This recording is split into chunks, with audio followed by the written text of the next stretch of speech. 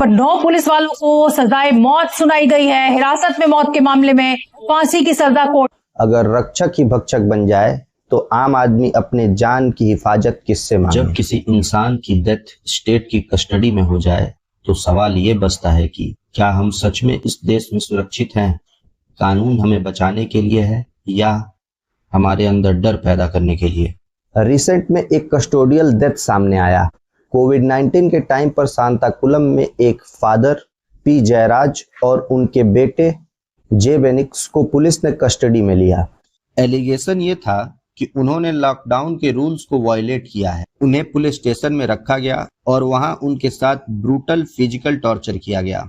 और सिर्फ इतना ही नहीं, एविडेंसेस को डिस्ट्रॉय करने की भी कोशिश की गई। रिकॉर्ड्स मैनिपुलेट किए गए ताकि सच छुपाया जा सके।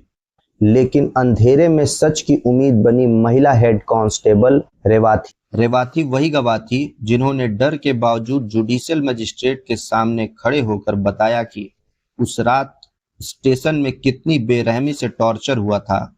उनकी टेस्टमनी ने केस को पलट कर रख दिया। कोर्ट ने एब्जॉर्ब किया कि ये क्राइम इतना ब्रूटल है कि ये सोसाइटी की कॉन्साइंस को हिला दे, और इसीलिए रेयरेस्ट ऑफ रेयर क्राइम मानते हुए इस केस में 9 पुलिस ऑफिशियल्स को डेथ पेनल्टी दी गई। ये पहला केस नहीं है।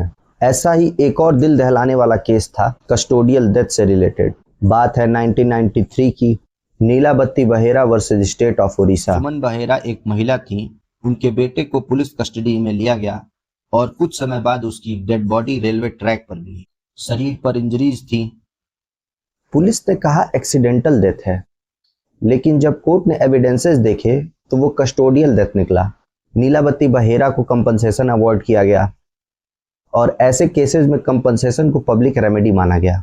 एक और ऐसा केस है जिसको जानना हमारे लिए बहुत जरूरी है, क्योंकि वो ऐसा मामला है जो कस्टोडियल डेथ इलीगल अरेस्ट के अगेंस्ट में एक वेपन का काम करता है। बात है 1997 की DK Basu versus state of West Bengal.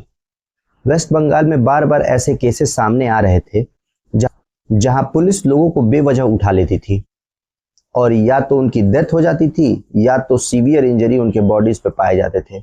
इसी सिचुएशन को देखकर डीके बासु एक सोशल एक्टिविस्ट ने सुप्रीम कोर्ट को लेटर लिखा।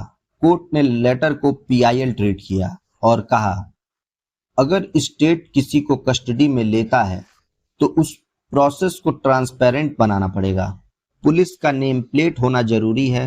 अरेस्ट मेमो जिसमें सारे अरेस्ट के डिटेल होंगे। फैमिली को तुरंत सूचना देना पड़ेगा।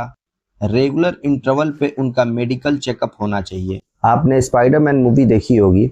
With great power comes great responsibility. State के पास पावर है अरेस्ट करने का, कस्टडी में रखने का, लेकिन वो तब सही है जब इंसान के डिग्निटी को बचाने के लिए किया जाए, ना कि उसकी डिग्निटी को तोड़ने के लिए। लेकिन अगर आप अपने राइट्स जानते हैं तो आपको किसी से डरने की जरूरत नहीं, क्योंकि कानून तभी मजबूत होता है जब उसे जानने वाले लोग मजबूत होते हैं।